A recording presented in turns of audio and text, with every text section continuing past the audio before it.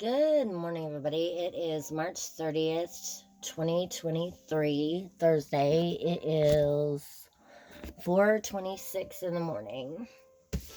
Okay, this is from the author, from the brothers Karamazov.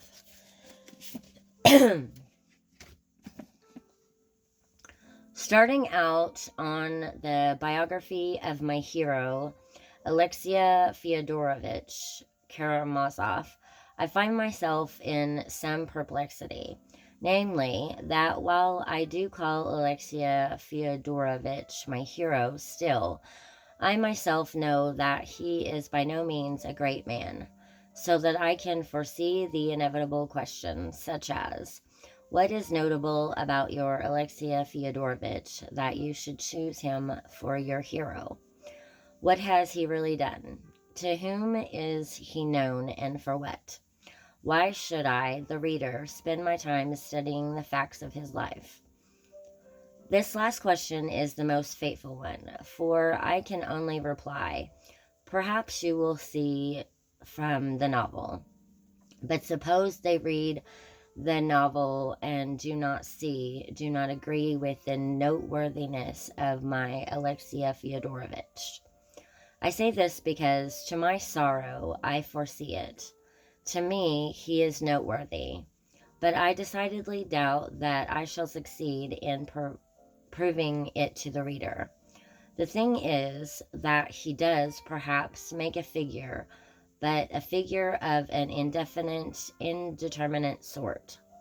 Though it would be strange to demand clarity from people in a time like ours, one thing perhaps is rather doubtless. He is a strange man, even an odd one, but strangeness and oddity will sooner harm than justify any claim to attention, especially when everyone is striving to unite particulars and find at least some general sense of the general senselessness.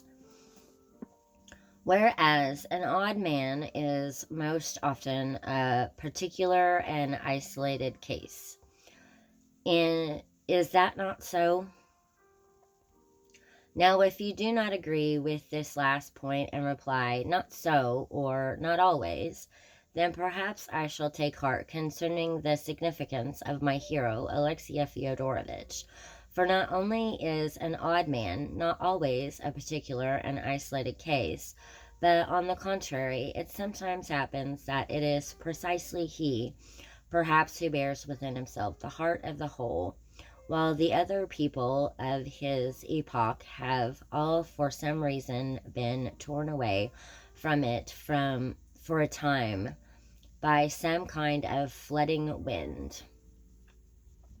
I would not, in fact, venture into these rather vague and uninteresting explanations, but would simply begin without any introduction. If they like it, they'll read it as it is. But the trouble is that while I have just one biography, I have two novels. The main novel is the second one, about the activities of my hero in our time, that is, in our current moment. As for the first novel, it already took place 13 years ago and is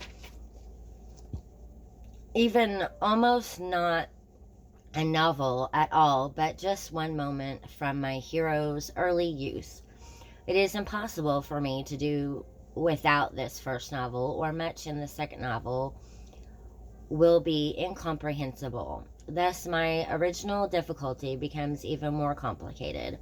For if I, that is, the biographer himself, think that even one novel may perhaps be unwarranted for such a humble and indefinite hero, then how will it look if I appear with two, and what can explain such presumption on my part? Being at a loss to resolve these questions, I am resolved to leave them without any resolution. To be sure, the keen-sighted reader will already have guessed long ago that that is what I've been getting at from the very beginning, and will only be annoyed with me for wasting fruitless words and precious time. To this I have a ready answer. I have been wasting fruitless words and precious time, first out of politeness, and second out of cunning. At least I have given some warning beforehand. In fact, I am even glad that my novel broke itself into two stories.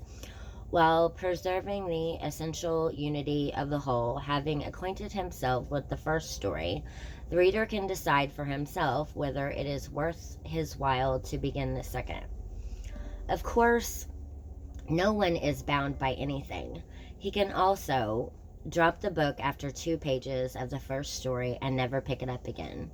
But still, there are readers of such delicacy that they will certainly want to read to the very end so as to make no mistake in their impartial judgment. Such, for instance, are all Russian critics.